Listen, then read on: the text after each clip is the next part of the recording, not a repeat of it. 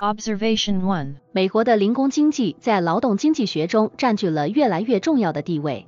随着 Uber、Lyft 等共享经济平台的兴起，越来越多的人成为了零工工作者。这种灵活的工作方式为许多寻求非传统工作时间的人提供了便利。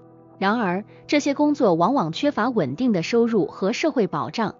比如，杰克是一位全职的 Uber 司机，他发现自己的收入波动很大，没有健康保险和退休金等福利。劳动经济学家认为，政府需要为这类工作者制定新的社会保障网络。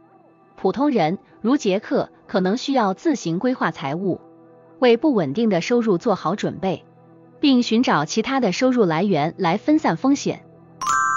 Observation 2. 随着自动化和人工智能技术的不断进步，中国的制造业工人面临着前所未有的挑战。在一个位于广东的工厂里，数百名工人因为机器人的引入而失去了工作。像小李这样的工人，他们担心自己的技能会被机器取代。劳动经济学家提出，政府和社会应该提供再培训和教育机会，帮助工人适应新的工作环境。对于普通工人来说，及时更新自己的技能并了解市场趋势是应对自动化挑战的关键。Observation 3. 巴西经历了一段深刻的经济转型期，随着经济结构从以农业为主转向服务业和知识经济，许多乡村地区的农民如何适应新的经济形势成了问题。在巴西的一个小村庄里，农民何塞意识到他的土地不再像以前那样盈利。通过劳动经济学的视角，何塞决定参加由政府提供的计算机课程，以便转型成为技术工人。这个故事展示了个人如何通过教育和技能转变来适应经济发展的趋势。Observation 4. 在美国，最低工资的讨论一直是劳动经济学中的热点议题。在西雅图，随着最低工资的提高，部分小型企业主如艾米丽所经营的咖啡店面临经营压力。艾米丽不得不重新考虑她的业务模式，包括提高价格或减少员工小时数。同时，咖啡店的员工们虽然获得了更高的时薪，但他们的工作时间却减少了。劳动经济学提醒我们，最低工资政策的效果往往是双刃剑。普通人，无论是企业主还是雇员，都需要了解政策变化对他们经济生活的影响，并做出相应的调整。Observation 5. 西班牙在经历了金融危机后，青年失业率飙升成为一个严峻的社会问题。劳动经济学显示，长期的高失业率会对年轻人的职业生涯和收入造成持久影响。在巴塞罗那的一个小区里，许多像卡洛斯这样的年轻人面临就业难题。为了应对这种情况，卡洛斯主动参加了由政府资助的创业培训项目，并最终开设了自己的在线营销公司。这个故事强调了教育和自主创业在解决青年失业中的重要性。Observation 6. 在日本，性别工资差距是导致女性劳动参与率低的一个关键因素。经济学家指出，女性在职场晋升和薪酬上的不平等是劳动经济学中的长期问题。在东京一家大型科技公司工作的美穗发现，即使她的工作表现和男性同事一样出色，她的薪水仍然比他们低。美穗决定参加业余时间的技能提升课程，并积极参与业界的网络活动。最终，她成功争取到了应得的加薪和晋升。这个故事展示了个人努力和终身学习对缩小性别工资差距的重要性。Observation 7. 在美国的袖带地区，一度因为工业衰退而导致大量失业和经济困顿。这个地区的钢铁工人如比尔看着他的工作岗位被外国竞争和自动化夺走。面对这一挑战，劳动经济学家建议转型至新兴产业。比尔决定报名参加当地社区学院的可再生能源课程，学习如何安装太阳能板。经过转型，不仅为自己找到了新的职业机会，也为当地经济的复苏贡献了力量。Observation 8.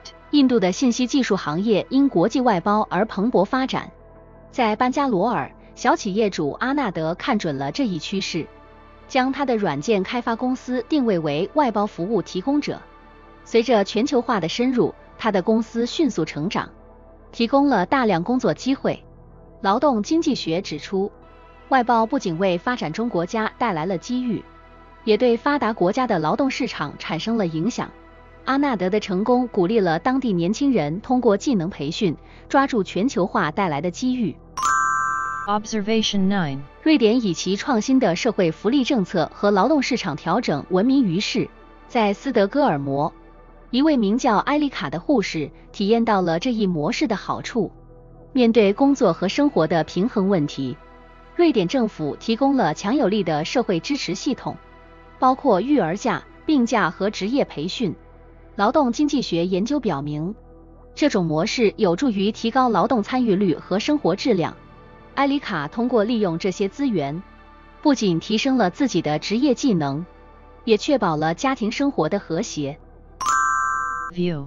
在一个动荡不安的经济时代，理解劳动经济学就像是拥有一副能透视复杂经济纹理的眼镜。为什么有些人的工资似乎比他们的工作量还要高？为什么另一些人却觉得自己的辛苦付出与收入严重不匹配？这一切，劳动经济学都能给我们答案。劳动经济学，简而言之，就是研究劳动力市场的学科。它涉及工资、就业率、劳动力供需等多个方面。但更重要的是，它揭示了个人决策与国家政策如何在这个复杂的舞台上互动。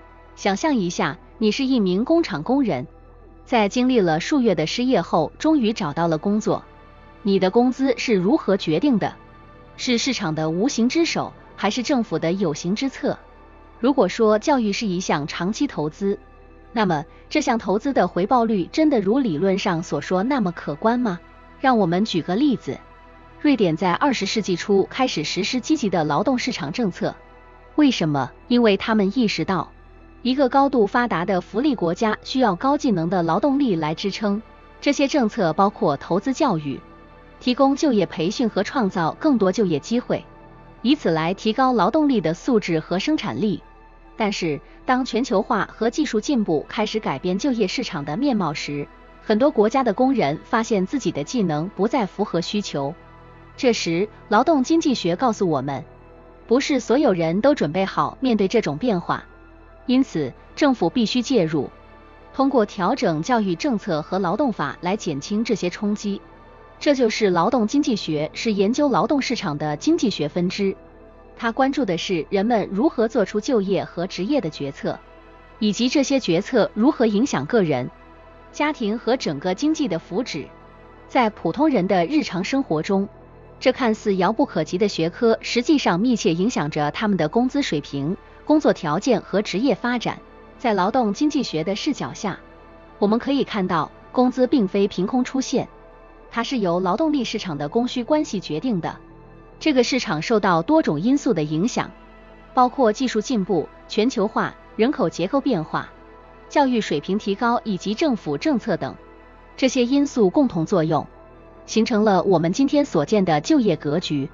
例如，法国在20世纪末面临高失业率问题时，采取了减少工作时间的政策，目的是为了创造更多就业机会，让更多人分享劳动所产生的果实。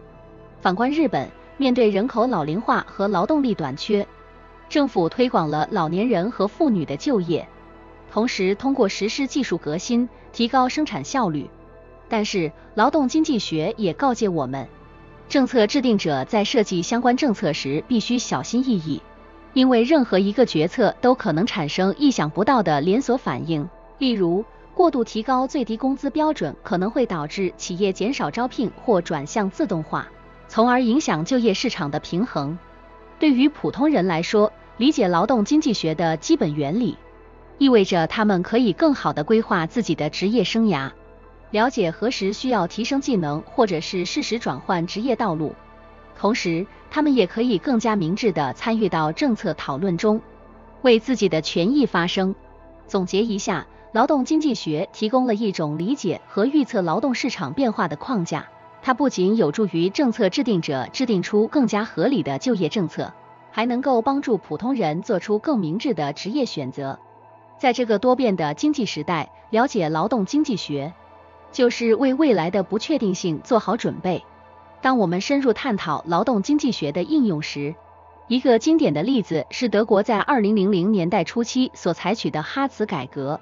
在此之前，德国正面临着严重的经济挑战，失业率居高不下，经济增长缓慢，社会保障系统负担沉重，政府需要一种机制来刺激就业市场，提高劳动力的灵活性，同时减少公共开支。哈茨改革是一系列由德国劳动市场专家彼得哈茨领导的劳动市场改革措施。改革的核心在于鼓励失业者尽快重返工作岗位，并通过一系列激励措施来促进就业。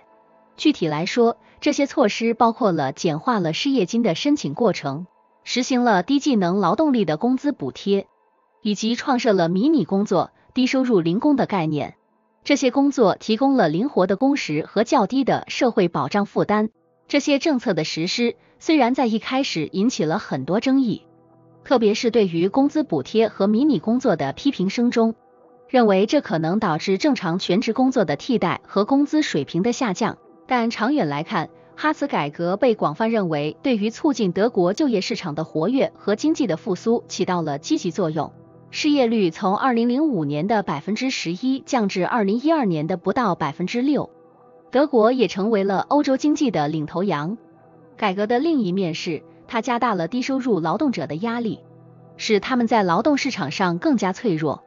一些批评者指出，这导致了工作贫困的增加，以及社会不平等的扩大。然而，这一系列的措施也反映了劳动经济学的一个关键原则：政策的制定需要平衡效率和公平之间的关系。通过哈茨改革，我们可以看到劳动经济学理论与实践相结合的力量。它不仅仅是理论模型的运用，更是对国家实际经济状况的深刻理解和对市场动态的敏感把握。德国的例子告诉我们，劳动经济学不是静止不变的，它需要随着时代和社会的变迁不断地进行调整和优化。Analyze. 劳动经济学作为研究劳动力市场运作及其与整个经济相互作用的学科，对社会发展具有深远的影响。通过劳动经济学的分析与政策制定，可以有效提升劳动力市场的效率，促进就业，提高整体工资水平，进而增强社会福祉和经济稳定。例如，通过教育和培训投资，可以提升劳动力的技能与生产力，增强国家的竞争力。然而，劳动经济学的应用也可能带来副作用。例如，市场对低技能劳动力的需求减少，可能导致收入不平等加剧，社会分层现象恶化。政策上的失误，如设定不当的最低工资标准，可能导致失业率上升，企业成本增加，影响经济健康发展。对普通人生活的影响是双刃剑。一方面，劳动经济学的原则与发现可以指导个人做出更明智的职业选择，提高他们的谈判能力和工作满意度。另一方面，它也可能导致工作的不稳定性增加，特别是对于技能更新不及时的劳动者。总体来说，劳动经济学为我们理解和优化劳动市场提供了理论基础和工具，但其效果依赖于政策制定者如何平衡效率与公平，以及如何应对经济环境的变化。普通人则需要不断适应劳动经济学原理所引导的劳动市场变革，以保障和提升自己的经济福祉。